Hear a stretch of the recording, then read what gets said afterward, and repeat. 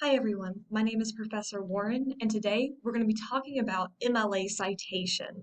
So, as we've talked about very briefly in class, MLA or Modern Language Association citations are used in things such as the humanities and social sciences. So if you are in, the humanities or social sciences, you're likely going to be citing an MLA. Currently, MLA is in the 9th edition as of recording this video, so anytime that you're looking for MLA stuff, make sure that it says MLA 9th edition. Now, there's not too many changes between 9th edition and the last edition, 8th edition, but there are some changes, and you wouldn't want to make a simple mistake because you're using the wrong edition. And what I mean by edition, it's just when the MLA Association when they change certain things in order to match current trends or new things in order that need to be cited, they make those small changes. So don't worry too much about that, but just know that if you're citing anything, make sure you're using MLA 9th edition. While there are other citation formats such as Harvard, Chicago, APA, we're using MLA because I think it's one of the easier citation methods for people who have never cited. So if you've never cited before, hopefully MLA won't be too hard for you to learn. You can use citation machines. I often use citation machines. However, even if you use citation machines, it's always good to double check. And I'll show you how to double check your citations, but just be aware a lot of the citation machines have not caught up to the 9th edition, so they're likely going to be wrong. Or if you don't know how to use a citation machine, you'll put in the information incorrectly. So even if you use a citation machine, it takes 5 minutes to double check them. So either manually cite them, how I'll show you, or if you use a citation machine, I highly recommend that you double check them afterwards.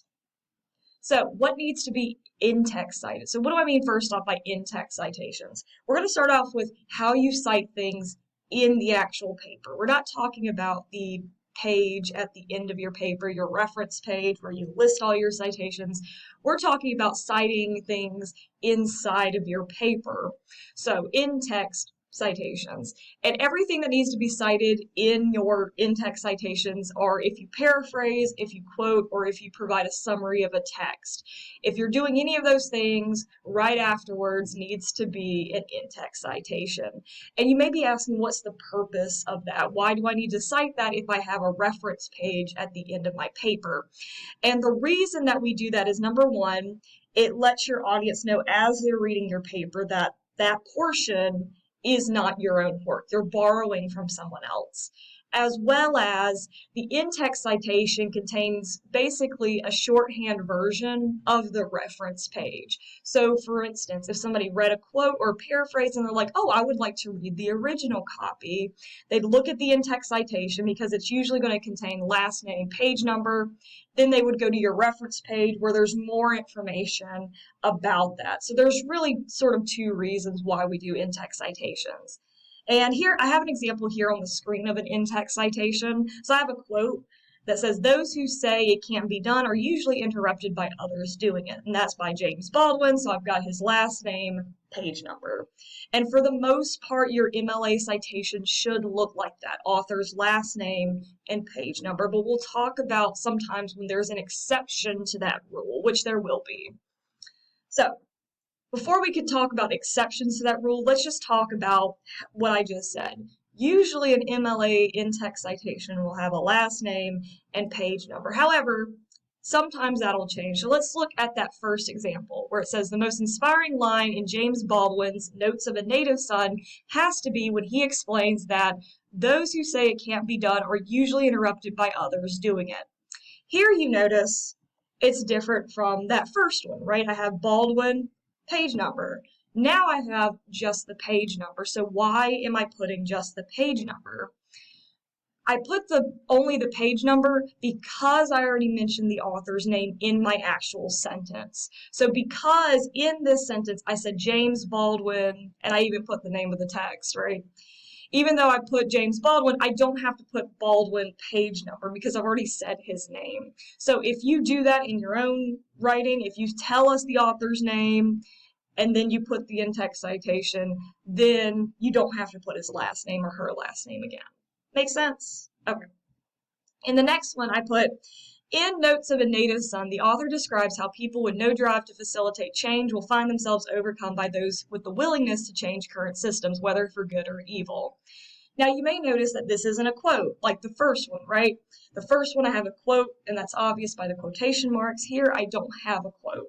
However, I still have to put an in-text citation because right here I'm paraphrasing. I'm paraphrasing what is being said in Notes of a Native Son.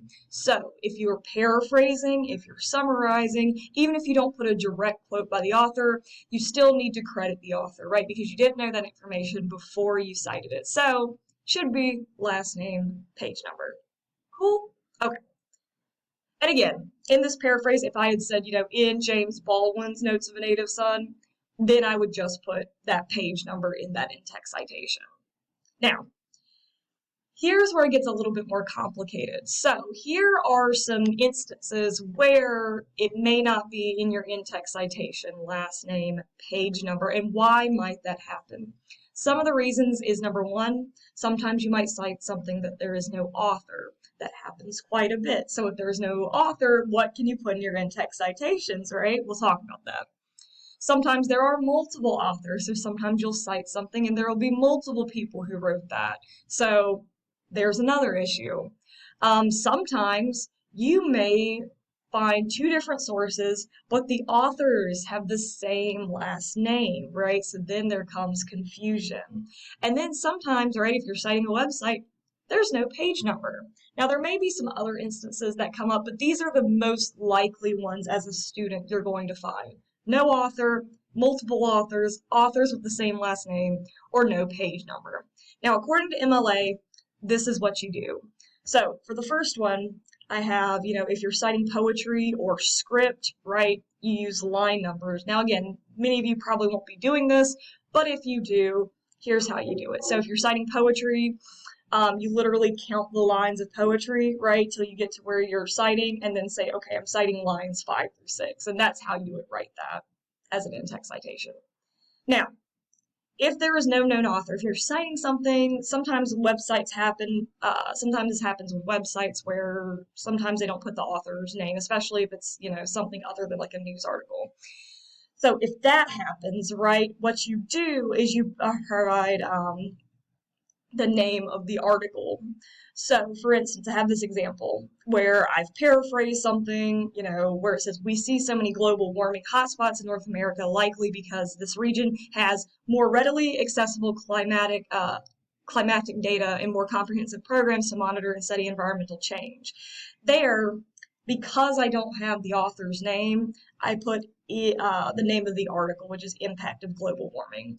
Now, what you also want to keep in mind is if the title is incredibly long, you do want to shorten it a bit. So if the name of this article was Impact of Global Warming in North American Climates or something like that, you would just shorten it to Impact of Global Warming. And this is because some article names will get super long, but just shorten it in a way that it wouldn't be confusing to find it in your reference page. So just keep that in mind. If there's no known author, cite the article name and just provide like a shortened version of it. In-text citations. Okay. What if you have authors with the same last name? So I have an example here. Although some medical ethicists claim that cloning will lead to designer children, and then I quote R. Miller in page number, others note that the advantages for medical research outweigh this consideration, A. Miller. So again, here I got some information from R. Miller and I got some information from A. Miller. The way you differentiate two authors with the same last name is you abbreviate their first name. So A. Miller or R. Miller. That's how you would do that. If you have multiple authors, this is what you would do. I have it right here on the screen. The authors claim that surface reading looks at what is evident, perceptible, apprehensible in text. So you put best, write out the word and Marcus. And this would be for if you have just two authors. So best and Marcus 9. Cool? Okay. Citing two works by the same author. So here's another issue that you may come across, right? You may find two separate articles, and you really like you really want to use them, but they're by the same people, right? You can't just put the author's last name because then people aren't going to know, well, did you get it from this article or did you get it from his other article, right? If that happens, you do the same thing. You put the name of the article or the book. And again, it's just shortened version. So as you can see in this example, right, I have Too Soon, page 38, and Hand-Eye Development 17. And that lets the person know that, hey, right, it's, perhaps written by the same person. Then go in the in-text citations and say, oh, okay, it's from this person. Indirect sources. So this is a very interesting case. So sometimes, especially if you're citing an academic article, which if we haven't talked about them by this point, we will, so don't worry about that. But sometimes if you're reading an article, your author cites somebody else. So I'll have students that'll say, well, what do I do if I want to cite something that somebody else is citing, right? So essentially you're citing their source. Number one, you could try to find the original source because it might be more helpful to you. But if you don't want to do that, this is what you do. So I have this example here. Ravitich argues that high schools are pressured to act as social service centers, and they don't do that well. And we see here, we have QTD dot in Weissman 259. That QTD is an abbreviated form of quoted in Weissman. So this is saying, hey, right, this person that I'm talking about, they're quoted in this other author's work on page 259. This way, if somebody wanted to check your work or if they wanted to find that original source, they'd find Weissman's article, go to 259 and say, oh, okay, he quoted somebody else. And then they'll be able to find that source. We good? Okay, hopefully. Multiple citations. So what happens if, say, you're paraphrasing something, but you're basically paraphrasing two different people, right? Say you're trying to learn more about climate change and you read something from one author and something from another, and then you formulate, using both of those sources, a paraphrase, right? What you would do is what we see here. So I have this example. I cut out some of it just for brevity's sake. As discussed elsewhere, Burke 3, and then I got a semicolon, Dewey 21. So again, if you're paraphrasing from two different authors, but it's the paraphrase that you're making, you took information from both authors, you just separate their names with a semicolon. For three or more authors, so this will definitely happen if you have an academic article because likely it's written by multiple people. So the first one I showed you, that's only if you have two authors. You put one last name, the word and, the other person's last name, and a page number. If you have three or more authors in your in-text citation, you'll put what I have here on screen, Frank et al. Now again, Frank, that's that person's last name, so that part will change. But if you have three or more authors, you just put et al. And you may be saying, okay, why do I do that? That just signals to the audience that there are multiple authors who wrote that. There's three or more. And when they go to your works cited page, they'll be able to see all of the authors. But just for, in your actual paper, you don't want to list all of those names because sometimes 12 people wrote a single paper. So that et al. Is just sort of a shorthand version to let the reader know, saying, hey, I'm crediting this person, but just be aware there are other people and you can see their names in the reference page. Good? Okay. And then I have an example right underneath. Again, if you're paraphrasing and you mention that person's name, right, according to Frank et al., you also will do that in the actual body of the paper. So if you're writing it out, you don't write out all the names, right? You just put et al. And then I end it with page 327. So whether you're mentioning their names in the actual text of your writing, or if you're mentioning the names in just the in-text citation, if there are three or more authors, you have to put et al. Good? Okay, cool. Let's go on to the next part. All right, and we're back. Sorry about the change of background. For you guys, it's only been a few seconds, but for me, it's been a couple days. But we're going to finish this lecture by talking about the works cited page. Now, everything we just talked about is the small citation you do in the actual body of your paper, and this is the works cited page, which is the sheet at the end of your paper, and it's got more detailed information. And again, the reason why you have a works cited is, number one, it allows somebody to double check your work. So if you write something and they maybe don't fully believe you, they can go check this source to look at its credibility, as well as if you wrote something, right, about a particular source and somebody thought that was helpful or useful or they wanted to read more, they could use the works cited page, and it's got the information there for them to then find that source. That's also a good move if you are doing research and you find, say, an academic article or a book and the source they're talking about seems useful. Go to their works cited and find that source for yourself, because it may be more useful for you to have that source than using sort of the secondhand work that's, utilizing that source. But what you see here on screen is essentially, and this is MLA 9, we're in MLA 9 now. This is essentially the things that you need for a works cited citation in MLA 9. Now, this looks like a lot, and you probably aren't going to have to use every single one of these depending on your source, but if you're ever stuck and you can't figure out, what sources or how to cite an MLA 9, this is sort of the go-to one that you would use. You kind of sort of use this one, fill in what you can, omit what you can't, and keep going. Now, the only thing different with the one that you're seeing is one thing that MLA requires is that you have a hanging indent for every citation on your works cited page. I'll talk about that here in a bit, but essentially a hanging citation is, you know how when you write a paragraph, you indent the first line of the paragraph and then everything else is, flush to the left-hand side? A hanging indent is the opposite. So the first line isn't indented, but all the subsequent lines of that citation is indented over. So let's just continue. So if you're doing a book, so if you're citing a book for your works cited page, this is essentially what you need. You need the author's last name, their first name, you need the title of the book in italics, you need the city of publication, sometimes, you need the publisher and the publication date. Now, this is something I believe that's new to MLA 9. You don't need to put the city of publication unless the book was either published before the 1900s or if it's from a publisher that is not very well known in North America. Will that likely happen to you? Probably not. Again, you guys are undergraduates. You're not really delving into very old works or maybe very obscure works. So you probably don't need the city of publication. So for you guys, it's likely going to be, last name, first name, italicized book title, publisher, publication date. But if this does apply to you, make sure you have the city of publication. So here's, underneath, I have an example.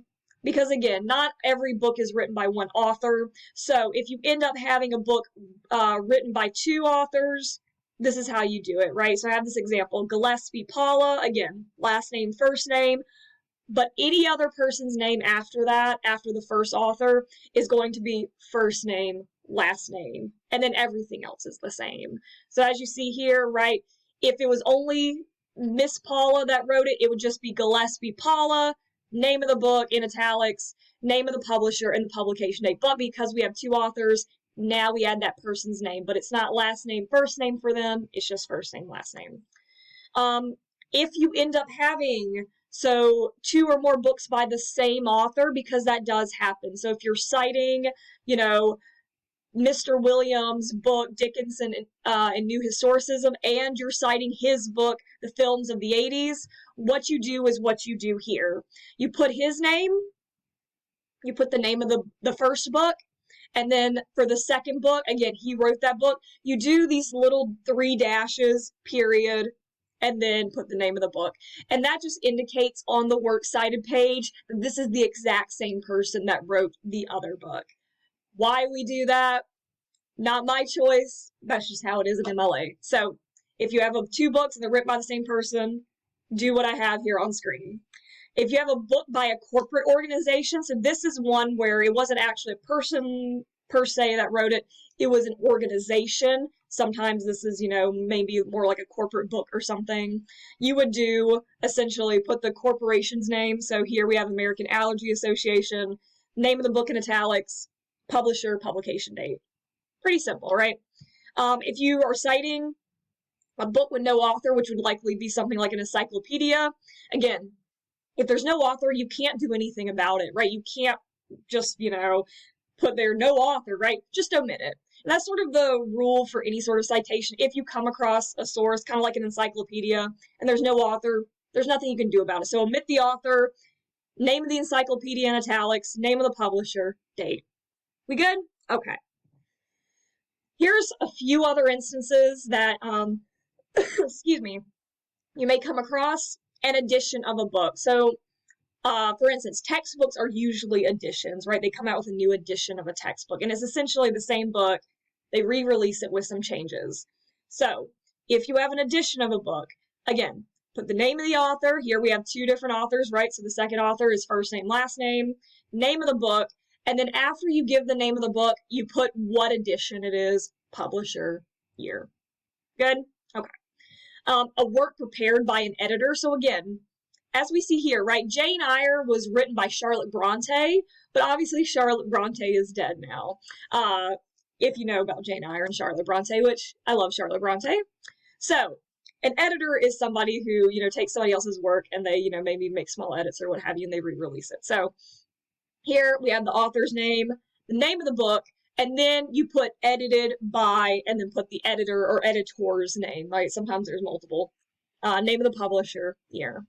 And if you have an anthology, so again, an anthology is essentially like what it says here, it's a collection. So for instance, it's a book, but inside the book are different stories written by different authors, right? It's a collection. You probably have seen this in an American history class or an American literature class, where, in order to show, I don't know, famous works, American literature after 1800s, they'll have like a different, selection from all these different authors, right? So what you would do here is you would, whatever work you're doing, you'd put that author's name here. Don't put the editor's, put that author's name here, the title of their essay or maybe selection from a book. Then in italics, you put the title of the collection. So that might be the Anthology of American Literature, edited by, put the editor's names, publisher, year, and the page range. Now, again, this is something new, right? And the reason why I ask you for a page range is because this is a collection, right? It's got different author stories in one book. So MLA requires then that you put the page range because that particular author didn't write every single story in the book. Hopefully that makes sense.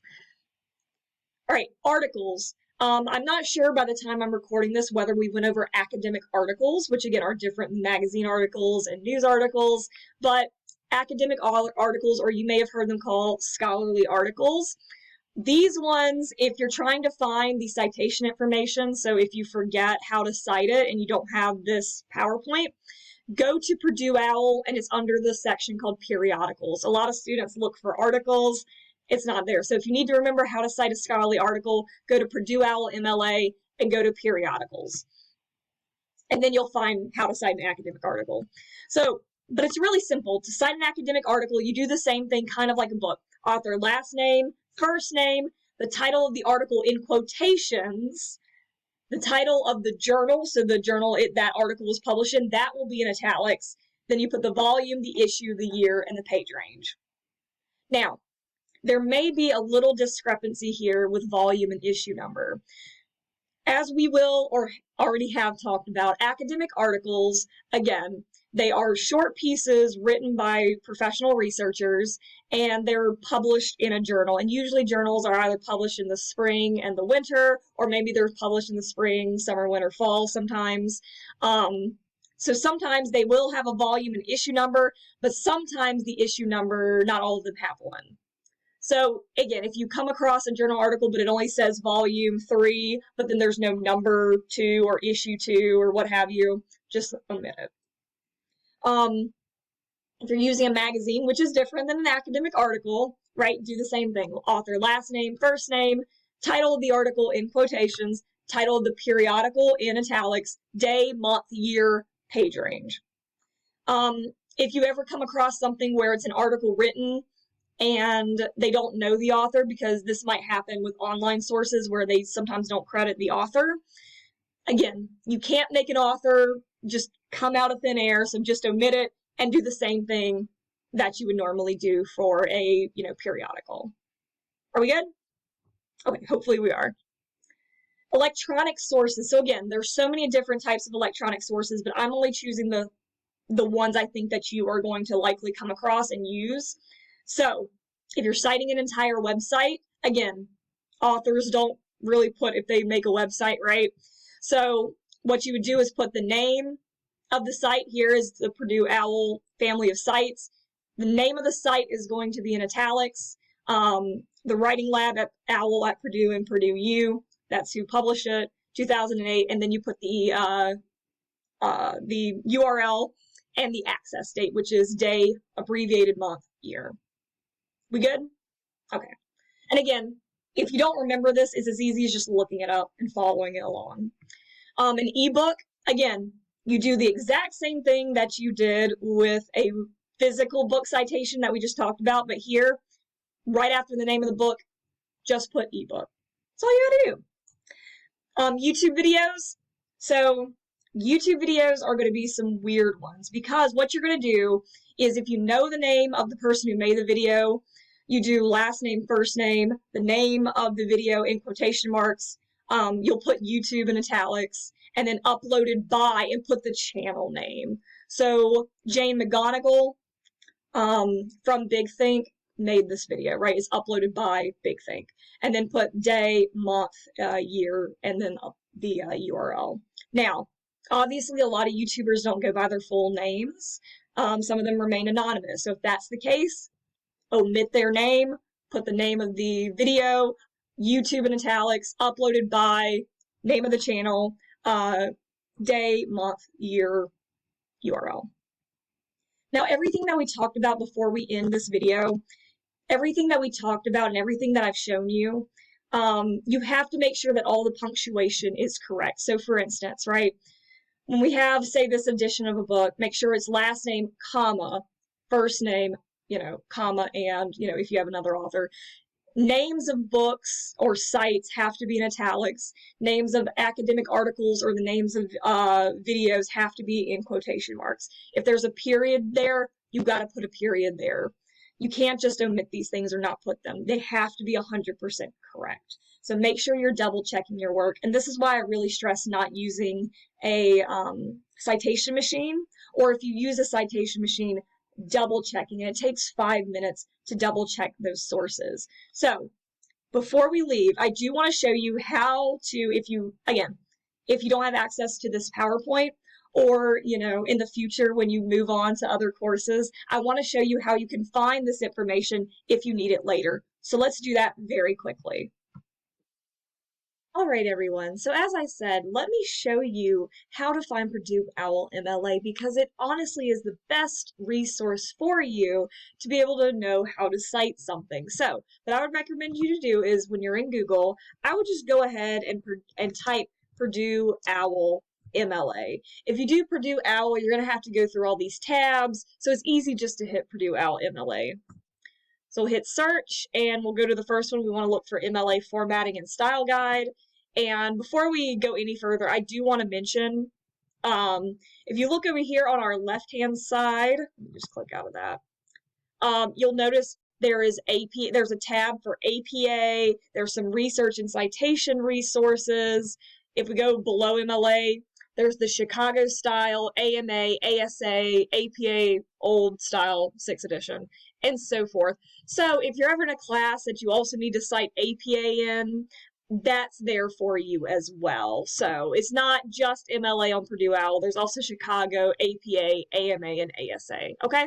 But we are in Purdue Owl. And again, if this doesn't come up for you, look on the left-hand side, click on MLA.